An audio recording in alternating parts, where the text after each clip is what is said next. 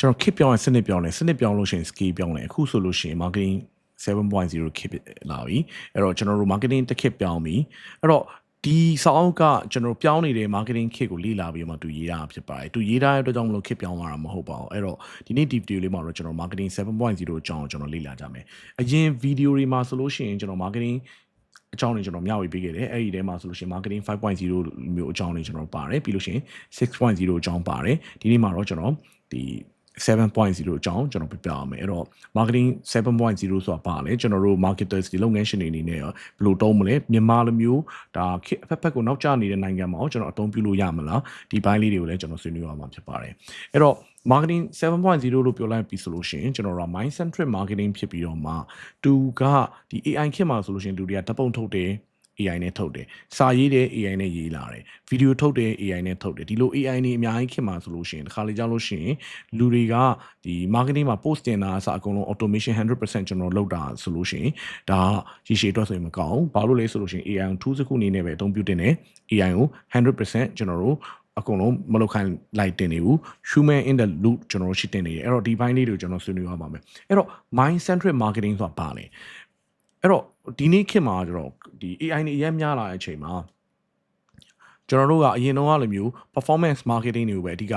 တစ်ဖက်ဆုံးရောက်တာမျိုးမဟုတ်တော့အဲ့တော့ဒီမှာပထမဆုံးရှင်းပြချင်တာ performance marketing ဆိုတာကျွန်တော်တို့ကလူတွေကို take you inside တော့ဘူးသူပါစဉ်းစားတယ်ဘယ်သူတွေရောက်မယ်ဘာပစ္စည်းရောက်မယ်ပြီးလို့ရှိရင်ဘယ် channel တွေရောက်မယ် budget ဘယ်လောက်တုံးမယ်ပြီးလို့ရှိရင်ရချင်တဲ့ရလက်ကပါလေကျွန်တော်တို့ကအရာရာတော့ performance တစ်ခုအနေနဲ့စဉ်းစားနေတာဒါကိုကြောင့်ကျွန်တော် performance marketing လို့ခေါ်တယ်နောက်တစ်ခုကကျတော့ကျွန်တော် branding လုပ်တဲ့အပိုင်း branding မှာကျွန်တော် storytelling ပြောမယ်ပြီးလို့ရှိရင် emotional connection တစ်ခုဖြစ်အောင်တွားမယ်ဒါကကြောင့်ကျွန်တော် branding တွားတဲ့ပုံစံအဲ့တော့ဟိုးအရင်တော့ old school တွေအပိုင်းမှာဆိုလို့ရှိရင်တော့ကျွန်တော်တို့ကအယောင်ပဲအရန် target ထားတဲ့ပုံကိုယ်တွေကျွန်တော်ရှိရယ်နောက်တစ်ခုကကျတော့ကျွန်တော် branding အပိုင်းကို target ထားခဲ့ပုံကိုယ်ရှိလို့ပဲကျွန်တော်နောက်ပိုင်းမှာဆိုလို့ရှိရင်ဒီ performance marketer တွေညားလာတယ် performance marketer ဆိုခုနကပြောလို့ပဲကျွန်တော်တို့ social media တွေ AR တွေပြီးတော့မှတိုင်းတာလို့ရတဲ့အချိန်ကြောင့်ဤပညာကိုအသုံးပြုပြီးတော့မှကိုယ့်ရဲ့ application တစ်ခုလူတွေအများကြီးအသုံးပြုအောင်လူတွေဝယ်အောင်ဒီဘိုင်းကိုပဲတွားလာတဲ့ performance marketing တွေကနေပြီးတော့မှအခုဆိုလို့ရှိရင် marketing 7.0 မှာဆိုလို့ရှိရင်ကျွန်တော်တို့ကအရင်ကထပ်ပို့ပြီးတော့မှအရေးကြီးလာတဲ့အပိုင်းတွေရှိတယ်အဲ့ဒါကတော့ channel တွေ tools တွေအစားကျွန်တော်တို့ကလူတွေကိုပုံနာလေဖို့အရေးကြီးလာတယ်အဲ့တော့ how people think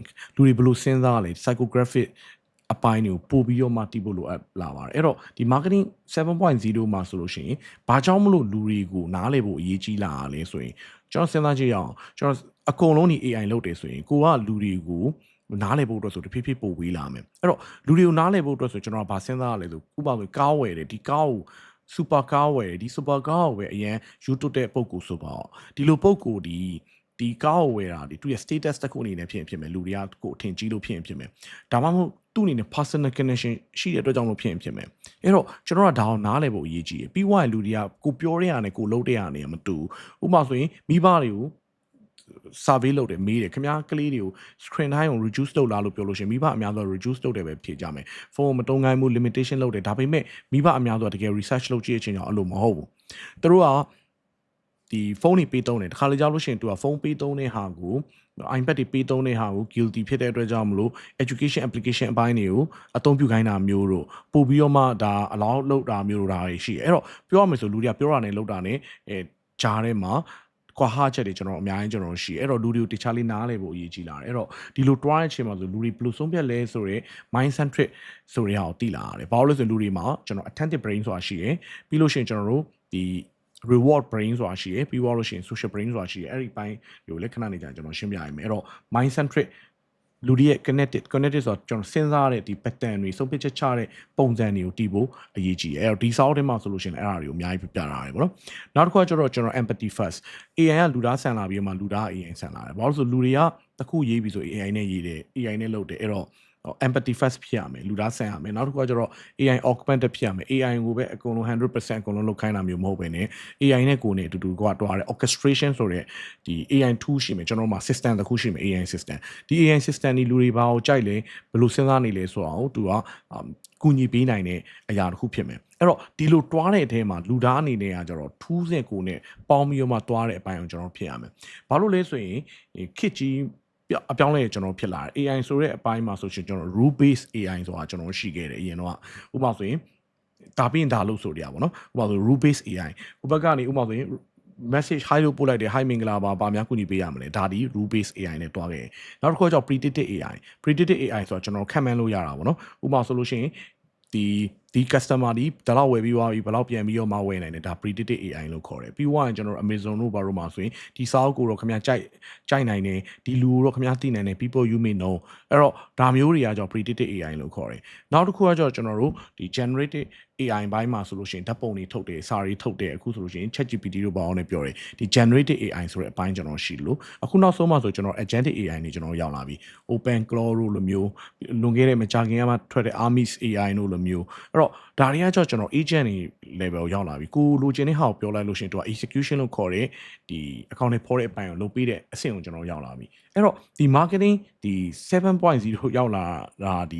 ီဘယ်လိုမျိုးကျွန်တော်တို့ဖြစ်လာလဲကြည့်လို့ရှိရင်ကျွန်တော်အဖိုးဖွားခက်ဒါ marketing 1.0 ခက်မှာဆိုလို့ရှိရင်သူဒီ product centric marketing လို့ခေါ်တယ်။ competition ရောင်းရပြီ။အဲ့ဒီခေတ်တုန်းကကျွန်တော် competition အများကြီးမရှိဘူး။ကျွန်တော်တို့ကတရုတ်ပြည်ကတင်လာတဲ့ကျွန်တော်ဖိုးလို့ဆိုလားရောက်တာနဲ့ကုန်ပြီ။အဲ့တော့ဒါမျိုးကျွန်တော်တို့ကပစ္စည်းရှားပါတဲ့ခေတ်ဥပမာဆိုရင်စုကျဲဆိုလို့ရှိရင်မြင်းကောင်းစုကျဲပဲရှိတာမျိုးတို့ product ရှိလို့ရှိရင်ရပြီ။ product centric marketing ဆိုတာရှိတယ်။နောက်တစ်ခုကကျွန်တော် consumer centric marketing ဆိုတ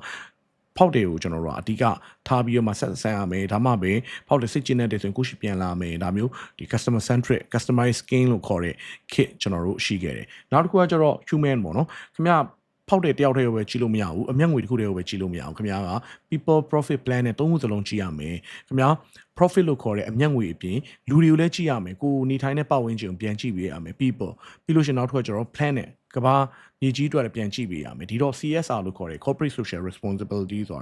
ာပေါ်လာတယ်ပြီးွားချင်းကျတော့ဒီ marketing 4.0 ပေါ့နော်သူ့ရဲ့စာအုပ်ကတော့2016ဒီဇင်ဘာလလောက်မှာထွက်တာကျွန်တော်မှတ်မိတယ်လို့ဆိုလို့ရှိရင်အဲ့တော့သူကကျတော့ digital marketing ဘက်ကိုရောက်လာတယ်သူကကျွန်တော်တို့ marketing လုပ်တော့မယ်ဆိုရင် friends တွေ followers တွေ fans တွေအရေးကြီးရယ် factors တွေအရေးကြီးရယ်ဆိုပြီးတော့မှသူကပြောတယ်အဲ့တော့အဲ့ဒီ kit ကကျွန်တော်တို့ follower ဘယ်လောက်ရှိလဲ fans ဘယ်လောက်ရှိလဲဆိုတဲ့ kit ပေါ့ပြီးွားအချိန်ကျတော့ marketing 5.0 kit ရောက်လာတယ်အဲ့ဒီအချိန်မှာဆိုလို့ရှိရင်ကျွန်တော် real time marketing ဆိုတာအရေးကြီးလာတယ် social media မှာတခုဖြစ်နေတာကိုတိဖို့ real time marketing ဆိုတဲ့ခစ်ကိုကျွန်တော်တို့ဖြည်းဖြည်းရောက်လာတဲ့အချိန်ပေါ့ဒီမှာကြည့်မယ်ဆိုလို့ရှိရင်သူက agile project management တို့ဒီအပိုင်းတွေကျွန်တော်အရေးကြီးလာတဲ့ခစ်ဒါ marketing 5.0ပြီးတော့ marketing 6.0မှာကြည့်မယ်ဆိုလို့ရှိရင်ကျွန်တော်တို့ internet of things တော့ artificial intelligence တို့ Apple Vision Pro တွေထွက်တဲ့အချိန် spatial computing တို့ blockchain တို့เนาะအဲ့ဒီခစ်ပေါ့အဲ့တော့ spatial computing တော့အရင်အင်းတော့မခံလိုက်ဘူးအခုဆိုလို့ရှိရင်တော့ကျွန်တော်တို့ဒီ2022နိုဝင်ဘာမှာဆိုလို့ရှိရင်ဒီ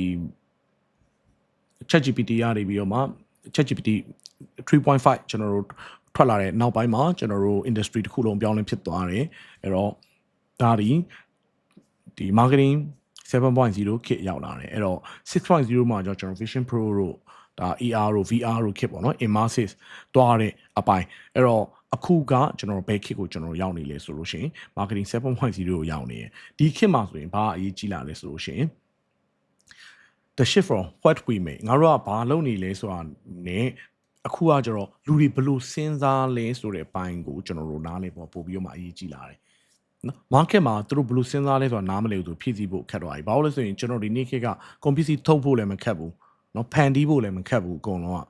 ကျွန်တော်တို့ ကွန်ဆိုးသွားလိုက်စင်းစင်းသွားလိုက်ဆိုလို့ရှိရင်ကျွန်တော်တို့ OEM လုပ်ချင်တယ်ဆိုရင်အများကြီးလုပ်လို့ရတဲ့ခေတ်ဖြစ်နေလွန်ခဲ့တဲ့ရက်ပိုင်းကလည်းကျွန်တော် Santo တို့ပြီးလို့ရှိရင် Guangzhou တို့ Shenzhen တို့ပဲကျွန်တော်တွားတယ်စက်ရုံတွေမှာအများကြီးပဲကိုလုပ်ချင်နေတာလုပ်လို့ရတယ် software လုပ်ချင်တာလုပ်လို့ရတယ်ဒီနေ့ခေတ်ကကျတော့ product ထုတ်တာတက်ကိုဖောက်တယ်တွေနားလဲပြီးသူတို့ရဲ့လိုအပ်ချက်ကပါလေဒီလိုအပ်ချက်ကိုအကောင်းဆုံးဘယ်လိုဖြည့်ဆည်းမလဲဆိုတာဒီနေ့ခေတ်ကပို့ပြီးတော့မှအရေးကြီးရအဲ့တော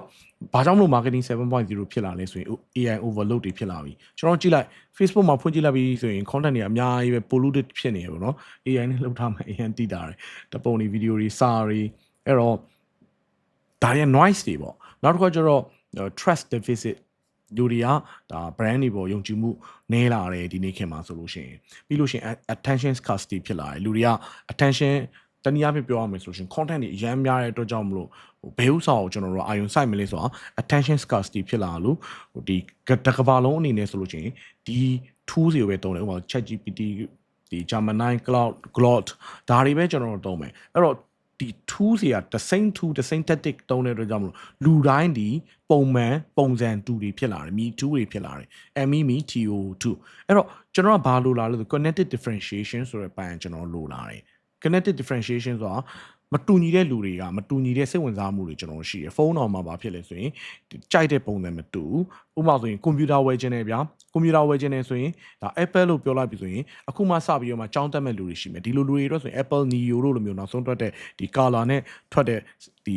MacBook တွေဆိုရင်ဈေးလက်သက်တာတယ်ဒါလုပ်လို့ရမယ်ဒါမှမဟုတ်တော့ heavy user ဆိုတမျိုးဖြစ်လိမ့်မယ်တယောက်နဲ့တယောက်ရဲ့ဒီလိုအပ်ချက်တွေမတူဘူးဒီကျွန်တော်သိရမှာဒီ cognitive differentiation ဆိုတဲ့ပိုင်းလေးကျွန်တော်တို့လိုလာတယ်အဲ့တော့ကျွန်တော် human mind ကိုတွားဖို့အတွက်ဘယ်လိုတွားမလဲ traditional marketing ဆိုရင်ကျွန်တော်တို့ကစဉ်းစားတာဒီ market message media ကိုကျွန်တော်စဉ်းစားတယ်ဟုတ်ပြီငါတို့ကဘယ် channel နဲ့ဗာ message ကိုလူတွေကိုရောင်းမလဲဒါကကျတော့ traditional marketing ကိုတွားတာအဲ့တော့ marketing 7.0ကျော်ဗာစဉ်းစားဆိုလူတို့အရင်နားလည်အောင်လုပ်တယ်လူတွေနားလည်အောင်လုပ်တယ်လူတွေစိတ်ထဲမှာဘယ်လိုစဉ်းစားရလဲပြီးလို့ရှိရင်သူတို့ဘာတွေလိုချင်တာလဲဘယ်လိုတွေးနေလဲဘာတွေစိုးရိမ်လဲဒါတွေကိုကျွန်တော်တို့သိလာတယ်ပြီးသွားလို့ရှိရင်သူ့ရဲ့ trigger ဘယ်အပိုင်းလေးတွေကသူ trigger ဖြစ်စေလဲခလုံးနှိပ်တယ်လို့ပေါ့နော်ပြီးလို့ရှိရင်နောက်တစ်ခုကကျ connection သူနဲ့ကိုနဲ့ကြားထဲမှာ brand နဲ့ကြားထဲမှာ connection တခုတိဆောက်တယ်ဒါကြောင့်မလို့လူတွေရှိကိုကိုယ့်ရဲ့ message တွေပဲရအောင်ပို့တာမဟုတ်တော့ဘဲနဲ့လူတွေကိုနားလည်အောင်ပြီးလို့ရှိရင်သူတို့နဲ့စကားပြောတယ်အဆင့်ကိုတွားတယ်ဒီလိုတွားဖို့အတွက်ဆိုရင်ကျွန်တော်တို့အုံနောက်မှာကျွန်တော်တို့ attention brain ဆိုတာကျွန်တော်တို့ရှိတယ်အာယုံစိုက်မှုပေါ့ဥပမာဆိုရင်ကျွန်တော်တို့ attention ရအောင်ကျွန်တော်ဘယ်လိုလုပ်မလဲဒါဒီ attention economy လို့ခေါ်တဲ့အပိုင်းမှာကျွန်တော်လုပ်ခဲ့ကြရတယ်အခုဆိုရင်လူတွေ attention ရအောင် Instagram တွေမှာ Facebook တွေမှာအမျိုးကျွန်တော်လုပ်ကြရတယ်ဟုတ်လား attention နောက်တစ်ခါကျတော့လူတွေအုံနောက်မှာ reward brain ဆိုတာရှိတယ် dopamine ထွက်တယ်ပြီးလို့ရှိရင် desire တွေဖြစ်လာတယ်ဒါကကြောင့် reward brain အဲ့တော့ကျွန်တော် marketing မှာကြည့်မယ်ဆိုလို့ရှိရင်ခဏခဏတွေ့ပါလိမ့်မယ် attention ရအောင်ကျွန်တော်တို့က hook လို့ခေါ်တဲ့ပထမဆုံးစတင်တဲ့ဒီ3စက္ကန့်ကိုစိတ်ဝင်စားအောင်လုပ်တာမျိုးတို့ပြီးလို့ရှိရင်အမျိုးမျိုးပေါ့နော်ဒီ attention တွေကိုဂျုံပြပြတာမျိုးတို့ဒီ attention brain ကိုတွားလို့ဆွာကြလို့ reward brain အတွက်ဆိုလို့ရှိရင်မဲဖောက်ပေးတာမျိုးတို့ coupon marketing တို့လိုမျိုးဒါမျိုးတွေလုပ်ကြတယ်နောက်တစ်ခါကျတော့ social brain မှာကျတော့ဆက်ဆံရေးနဲ့ပတ်သက်လာရင်ဘယ်သူတွေကတော့ငါရှိဝယ်ထားတယ်ဘယ်လိုလူတွေကတော့ဝယ်နေတယ် community ကဘယ်လိုရှိတယ်ဒါကိုကြောင့်ကျွန်တော် social brain လို့ခေါ်တာပေါ့နော်အဲ့တော့ဒီလို attention လို့ပြောလိုက်ပြီဆိုလို့ရှိရင်ကျွန်တော်တို့ကတစ် second ဆိုလို့ရှိရင်ဒါ11 million bit of information နဲ့ကျွန်တော်ထိတွေ့နေရတယ်ပေါ့နော်တချို့ research တွေမှာဆို21 million bit အောင်သူကပြောတယ်ကျွန်တော်တို့ကဘယ်လောက်ပဲဖန်ဆားနိုင်လဲဆိုအဲ့ထဲမှာ50 bit ကိုပဲကျွန်တော်တို့ကconscious ဖြစ်တယ်ကျန်တဲ့ဟာတွေအကုန်လုံးကျွန်တော်ဘာလုပ်ရလဲဆိုရင်အာယုံမဆိုင်ပင်နဲ့ no လို့ပြောလိုက်ရတယ်ဘာလို့လဲဆိုမိတ်ဆွေရဲ့ဘေးပတ်ဝန်းကျင်မှာကြည့်လိုက်ဒါမှမဟုတ် social media မှာ scroll လုပ်ကြည့်လိုက်ဘာဖြစ်မလဲဆိုသတင်းတွေကအများကြီးပဲအဲ့ထဲမှာကိုစိတ်ဝင်စားတဲ့ဟာလေးကိုပဲရက်ပြီးတော့မှကြည့်လိုက်မိတာအဲ့တော့ attention brain ဆိုတာရှိတယ်ပြီးလို့ရှိရင်ကျွန်တော်တို့အုံနောက်တွေမှာဆို social brain ဆိုတာရှိတယ် social brain မှာဆိုလို့ရှိရင်တခြားကိုယ့်ရဲ့အတိုင်းဝိုင်းပေါ့ကိုယ့်ရဲ့အတိုင်းဝိုင်းကိုတန်ဖိုးထားတယ်သူတို့ရဲ့အထင်မြင်တွေကိုတန်ဖိုးထားတယ်ဒါကိုကဝင်ဆန့်ကျင်တဲ့အတိုင်းဝိုင်းရဲ့ဒီအထင်မြင်တွေကို use ဆိုင်တယ်ဒါဒီ social brain နောက်တစ်ခုကျ reward brain dopamine anticipation ပေါ့နော်ကိုကနေပြီး reward ကြတာမျိုးဥပမာဆိုတိုးတက်မှုတို့ရင်ခုန်မှုတို့ဟိုရှားပါတဲ့နေရာမှာကိုကရလိုက်တယ်တို့ဒီရဲ့ reward brain ဆိုတာကျွန်တော်ရှိတယ်အဲ့တော့ဒီမှာကြည့်မယ်ဆိုလို့ရှိရင် mindset marketing တွားရမယ်ဆိုရင်ဒီ mind 3ခုရှိရဆိုတော့ကျွန်တော်တို့သိရမယ်ဒီ brain 3ခုကျွန်တော်တို့ရှိတယ်အဲ့တော့ဒီ brain 3ခုရှိတဲ့အတွက်ကြောင့်မလို့ဒီ marketing stimuli ကိုဘယ်လိုလုပ်မလဲ no ဆွားမှုတွေကိုကျွန်တော်တို့ဘယ်လိုလုပ်မလဲအဲ့တော့ဒီနေ့ခေတ်မှာကျွန်တော် mind marketing မှာဆိုပုံပြင်ပြောခြင်းအမှုပညာအရင်အရေးကြီးတယ် brand storytelling ကျွန်တော်လုပ်အောင်ဘာလို့ဆိုရင် brand storytelling ဒီကျွန်တော်တို့ the whole brain ကိုတွားပြီး no ဆွားပေးတယ်ကျွန်တော်တို့ရဲ့ brand ဘယ်တော့ကစတင်တာလဲဘာ transformation တွေပေးလဲဘဒုကိုဘာကြောင့်ဝင်ဆောင်မှုပေးလဲဒါတွေက brand storytelling ဒီနေ့ခေတ်မှာ entire brain ကိုတွားပြီးတော့မှ no ဆွားရတဲ့အတွက်ကြောင့်မလို့ storytelling ဒီနေ့ခေတ်မှာအရင်အရေးကြီးတယ်ဒါလေးအရင်ရေးကြည့်ပါတယ်မိတ်ဆွေတို့ဒါကြောင့်မလို့ marketing မှာဆိုရင်ပြောတာရှိရမှာပြုံးတဲ့စီမရောင်းနဲ့ပုံမြင်မပြောတဲ့ marketing မလုပ်နဲ့ဆိုတာနောက်တစ်ခုကကျွန်တော်တို့ value proposition ပေါ့နော်ကျွန်တော်တို့ marketing သမားတွေအကုန်လုံးတည်တင်တာဒီ unique selling proposition ဆိုတာကျွန်တော်တည်ရမယ်အဲ့တော့တစ်ခွက်ကောင်းပေါ့တခြားလူတွေနဲ့ကိုယ်နဲ့ဆိုရင်ဘာကွာခြားလဲပေါ့တခြားတိုင်ဘက်တွေမြည်ချဲ့ပဲနဲ့ကိုယ်ရွေးချယ်တင်တဲ့အကြောင်းအရာဘာလဲပေါ့ဒီလို try ချင်မှာဆိုရင်အရင်တော့ဆိုရင် features တွေ benefits တွေဈေးနှုန်းတွေကိုကျွန်တော်တို့ပြောတယ်ဒီနေ့ခေတ်ကကြောင့်မဟုတ်တော့ဘူးသူဒီ identity ကိုပြောတယ်ငါဘာတူလဲနော်ငါဘာတူလဲဘာအသေးပဲကြောင့်ဒီလိုလုပ်နေရလဲငါတို့ရဲ့ group ထဲမှာဘာကြောင့်ဝင်ဆန့်တင်တာလဲဒါဒီ marketing 7.0 မှာအပြောင်းလဲဖြစ်သွားတယ်အချက်တွေအဲ့တော့ဒါလေးကဘာထူးခြားလဲဆိုလို့ရှိရင် this is who you become with us ငါတို့ ਨੇ ဆိုရင်ဘာဖြစ်လာမလဲ ဖောက်တယ်ကကျွန်တော်ရှိမလာခင်မှာရှိတဲ့အနေထားကျွန်တော်ရှိလာပြီးဝိုင်းဖြစ်တဲ့အနေထားဥပမာဆိုရင် ice cream မစားခင်မှာနဲ့ ice cream စားပြီးရဲ့အချိန်နဲ့ဒီလိုပဲကျွန်တော်တို့ကဒီ sound မဖတ်ခင်နဲ့ sound ဖတ်ပြီးွားတဲ့အချိန်နဲ့ဒီ software မသုံးခင်နဲ့ software သုံးပြီးွားတဲ့အချိန်နဲ့ဒီ transformation process ကိုကျွန်တော်တို့ကပြပေးရတယ်ဒီလိုတွားဖို့အတွက်ဆိုလို့ရှိရင်ကျွန်တော်တို့ attention ရအောင်ယူတဲ့ connected trigger ဆိုတဲ့အပိုင်းရှိမယ်နံပါတ်2ကကြတော့ emotional resonance ပေါ့နော်ငါမင်းကိုနားလေတယ်ဆိုတော့ခံစားချက်တိုင်းတွားရရရှိရပြီးလို့ရှိရင်ခမားလိုပဲတခြားလူတွေလည်းခမားနဲ့ပုံစံတူတဲ့လူတွေလည်းကျွန်တော်တို့ရှိမှာဝဲနေတယ်ကျွန်တော်နဲ့အလုပ်လုပ်နေတယ် social validation ပြီးွားတဲ့ချိန်ကြလို့ရှိရင်ဂတိ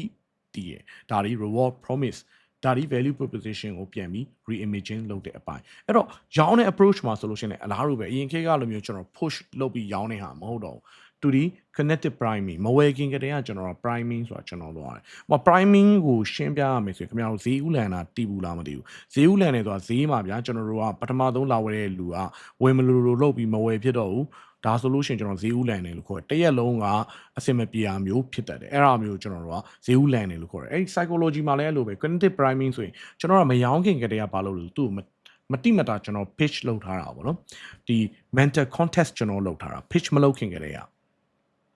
အဲ့တော့ကျွန်တော်တို့ရှိမှာဘာတွေရလဲဘယ်လိုလူတွေကဝယ်ကျွန်တော်အလုပ်လုပ်တယ်ဆိုရင်ကျွန်တော်ရဲ့အထာဘယ်လိုရှိရတောင်း connected priming ဆိုတာကျွန်တော်တို့ရတယ်ဥပမာအပြင်မိတ်ဆွေတို့ကဈေးကြီးရဲ့ brand တွေဥပမာဆိုရင် LV တို့ဘာလို့ကျွန်တော်တို့ဝယ်တော့မယ်မဝယ်ခင်မှာဆိုခင်ဗျားကြည့်လိုက် LVD ဘယ်နေရာမှာပဲထားလဲဆိုရင်တကယ် high end ဈေးကြီးတဲ့ကုန်တိုက်တွေမှာပဲအစွန်းနေရာတွေမှာမြင်သာတဲ့နေရာတွေမှာထားတယ်ဒါအောင်ကြည့်ချင်အပြင်ဒီကောင်တွေဒီတနည်းအားဖြင့်ပြောရမယ်ဆိုသူ့ရဲ့အထာဒီဈေးကြီးမယ်လူတွေကြားထဲမှာထင်ပေါ်မယ်သူတို့ရှိတွားယူဆိုပေါ်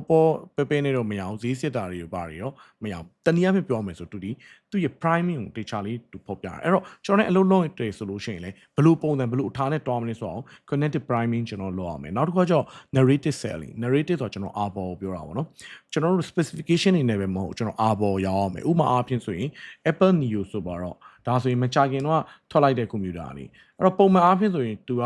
ထားပါတော့ကျွန်တော်တို့ပေါ်ချောင်ကောင်းကွန်ပျူတာလို့ကျွန်တော်တို့ရောင်းမလားဒါမှမဟုတ်ဒါ students တွေအတွက်ကျွန်တော်တို့ကလုံးဝထုတ်ပေးထားတဲ့ version ကိုကျွန်တော်တို့ရောင်းမလားပေါ့နော် Apple Neo ဆိုလို့ရှိရင်အဲ့တော့တနည်းအားဖြင့်ပြောမယ် budget လို့ပြောလိုက်လို့ရတယ်ဥပမာဆိုရင် budget computer လို့ပြောလို့ရတယ်ဒါမှမဟုတ်သူကဘယ်လိုရောင်းလဲပေါ့နော်ဒီမှာကြည့်မယ်ဆိုရင်ဒါဆိုရင်ဈေးလည်းမကြည့်ဘူးသူ့ရဲ့ရောင်းတဲ့ပုံစံမှာဆိုလို့ရှိရင်ဘယ်သူတွေကိုရောင်းလဲဆိုလို့ရှိရင်သူ့ရဲ့ students တွေပြီးသွားလို့ရှိရင်ဒီ entry စပြီးတော့မှဝင်မဲ့လူတွေပြီးလို့ရှိရင်ဒီအောင်စတင်လေ့လာမဲ့လူတွေဒါတွေကိုစရောင်းနေကြည့်လိုက်မယ်ဆိုရင် students တွေကိုတူသွားတယ်ရောင်းတဲ့ narrative ကနော်အဲ့တော့ကျွန်တော်ကဘာအရေးကြီးလဲဆိုကျွန်တော်တို့ပစ္စည်းရောင်းတဲ့အချိန်မှာအဲဒီ narrative အပေါ်ကလည်းအရင်ကထပ်ပို့ပြီးတော့မှအရေးကြီးလာပြီပြီးရင်နောက်တစ်ခုကကျတော့ကျွန်တော် ethical ဖြစ်ရမယ်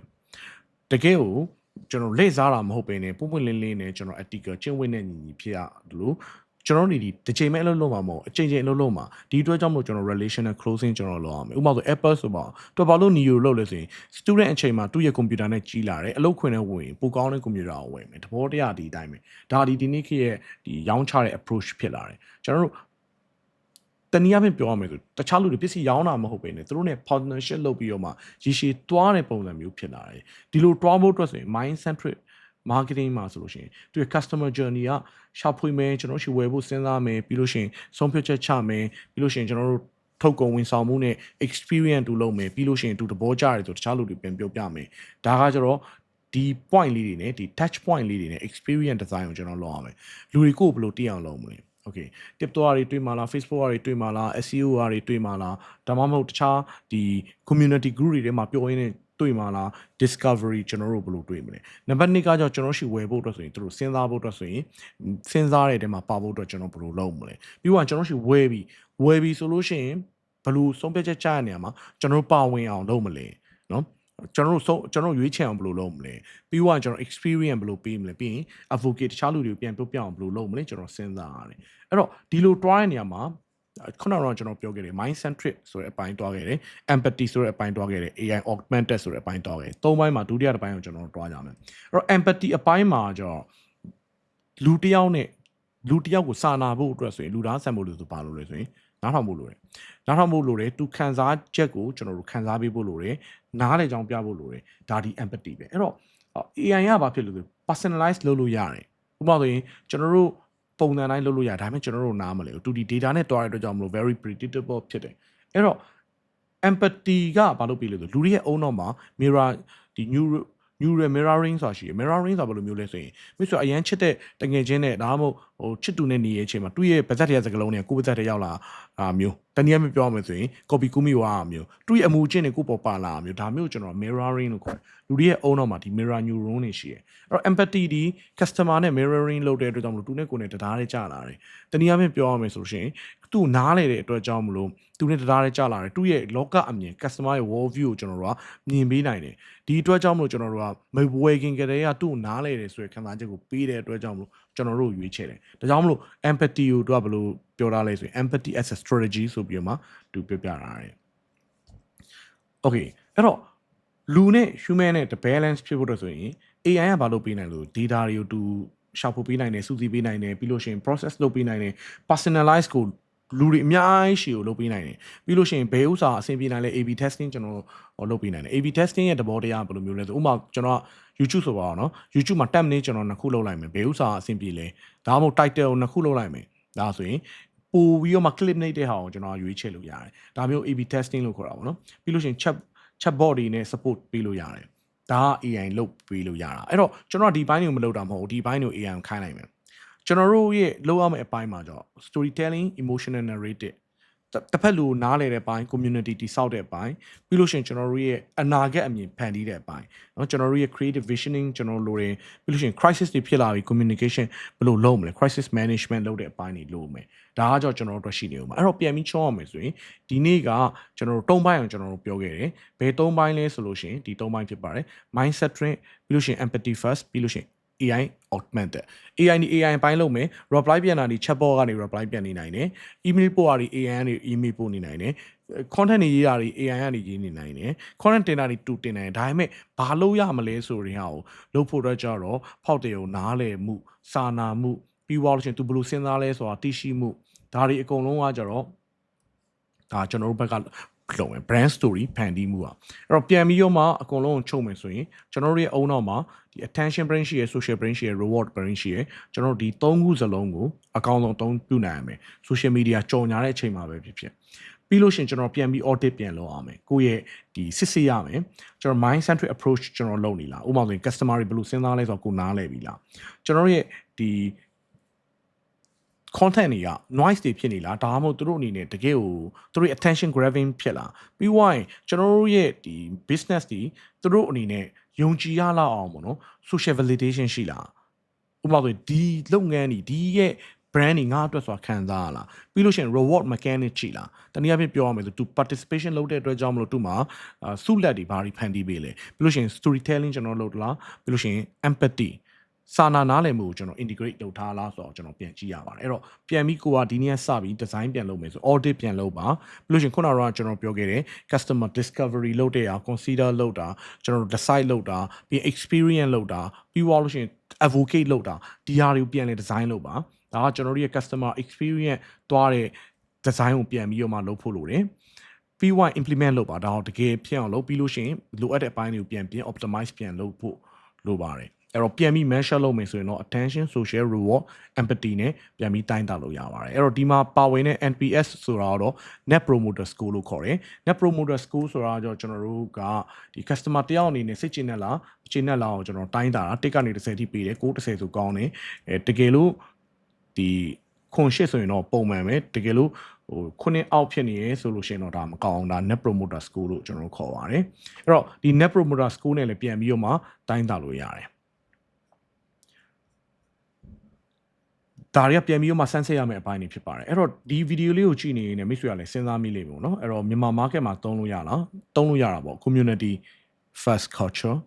ပြီးလို့ရှိရင်ကျွန်တော် storytelling သုံးလို့ရတယ် digital ဘိုင်းတွေမှာတွားနေတာ AI တွေမြန်မာပြည်မှာသုံးနေလူတွေမှာအများကြီးပဲကျွန်တော်တို့ရှိနေပြီအဲ့တော့ဒါတွေအကုန်လုံးကိုခုနဲ့ကျွန်တော်ပြန်ကြည့်မယ်ဆိုရင်နားလဲပါနော်ကျွန်တော်တို့ message တွေဘာတွေမလုပ်ခင်မှာလူတွေကိုနားလဲအောင်ရင်တော့လုပ်ပြီးွားကျွန်တော်တို့ရဲ့ message design လုပ်လို့ရှိရင်attention ပဲမရှာနဲ့เนาะ attention ပဲမရှာနဲ့ကျွန်တော်ကဘာလုပ်ရမလဲဆိုရင် reward ပြီးလို့ရှိရင် social proof social brain ဒီသုံးခုစလုံး brain 3ခုစလုံးကိုကျွန်တော် ignite လုပ်နိုင်ရမယ်ပြီးတော့ရှင် empathy နဲ့စာ algorithm နဲ့မစနဲ့လူတွေအများစုကကျတော့ဘယ်ချိန်မှာ posting ကောင်းလဲဒါတွေပဲအများစုစဉ်းစားကြမဟုတ်ဘူးကျွန်တော်ဘာနဲ့စလဲဆို empathy နဲ့စသူဘယ်လိုစဉ်းစားရလဲဘယ်လိုခံစားရလဲကဘာကြီးကိုဘယ်လိုမြင်လဲသူ pain point ကဘယ်လိုလဲဒါနဲ့ကျွန်တော်စပါပြီးရင်ပုံမြင်ပြောပါပြီးလို့ရှိရင်နောက်တစ်ခုကကျတော့ဒီ community build လုပ်ပါနော် belonging ကျွန်တော်တို့ ਨੇ ဒီ emotional connection တခုဖြစ်အောင်ကျွန်တော်လုပ်ပါပြီးွားရင်ကျွန်တော် AI ကိုအသုံးပြုပါ AI ကိုကြောင့် AI ကျွမ်းကျင်တဲ့ပိုင်းတွေ AI ခိုင်းကိုကျွမ်းကျင်တဲ့ပိုင်းတွေကိုလုပ်ပါနောက်ဆုံးတစ်ခုကတော့ connected enhancement သုံးပါ measure connected enhancement clip တွေပဲမဟုတ်ဘူးသူတို့အနေနဲ့ကျွန်တော်တို့ ਨੇ လုံးဝ emotionally strong ဖြစ်လာတာ strong ဖြစ်လာရင်ဘာလုပ်မလဲသူတို့အနေနဲ့ကျွန်တော်တို့ share မယ်ဒါမှမဟုတ်ကျွန်တော် comment တွေပေးမယ်မေးမယ်အဲ့တော့ကျွန်တော်တို့ကဒီ connected enhancement ကိုအဓိက measure လုပ်ပါဒီ measure လုပ်တဲ့အပိုင်းလေးတွေကိုလည်းကျွန်တော်တို့အရှိမပြပေးခဲ့ပါတယ်ဒီမှာ mind centric marketing ကိုတိုင်းတာခြင်းဒီ schooling ရပ်သွားတာမျိုးတို့เนาะပြီးတော့ရှင် save လုပ်ထားတာမျိုးတို့ဥပမာဆိုရင်ကျွန်တော် TikTok တို့ဘာတို့မှာဆိုလို့ရှိရင် video share တာ save လုပ်တာဒါတွေကျွန်တော်ရှိမယ်ဒါကကြောင့် social ဘိုင်းပေါ့เนาะ reward အပိုင်းမှာဆိုလို့ရှိရင် repeated engagement လုပ်တာမျိုးဒါဒီ reward အပိုင်းဒါတွေကိုပြန်ပြီးမှတိုင်းတာပါလို့ပြောကြရင်လည်းကျွန်တော်ဒီနေ့ဒီ video လေးမှာဟောပါဘောနော်ဒီ marketing 7.0 လေးကိုမိတ်ဆွေတို့နဲ့မျှဝေပေးလိုက်ပါတယ်တကယ်လို့ကိုကနေပြီးတော့မှအသေးသေးဖတ်ချင်တယ်ဆိုလို့ရှိရင်လည်းဒီဥစ္စာတစ်ဖက်ပါကျွန်တော်ကတော့ဒီအကုန်လုံးအနေနဲ့ဒီခြုံငုံပြီးလေ့လာလို့ရအောင်ဒါလေးလုပ်ပေးလိုက်တယ်တကယ်လို့ကိုကမြန်မာလိုစာအုပ်ဖတ်ချင်တယ်ဆိုလို့ရှိရင်လည်း dreamlet.news မှာကျွန်တော် free ဖတ်လို့ရအောင်လုပ်ထားပေးရရှိပါတယ်အဲ့မှာတွားကြည့်ကြည့်ပါအဲ့တော့ကျွန်တော်ရည်ရွယ်ချက်ကတော့ပညာရေးနဲ့နည်းပညာအသုံးပြုပြီးတော့မှကျွန်တော်ဘဝတွေတိုးတက်ပြောင်းလဲခြင်းတဲ့လူတွေကိုကူညီပေးဖို့ဖြစ်ပါတယ်အဆုံးထိကြည့်ပြီးအောင်ကျေးဇူးတင်ပါတယ်မိတ်ဆွေတို့အကျိုးရှိဆုံးအချက်တစ်ချက်တို့ပါများဖြစ်မယ် comment မှာရေးလို့ရရေးခဲ့ပြီပေါ့မင်္ဂလာရှိတော်နေ့ဖြစ်ပါစေ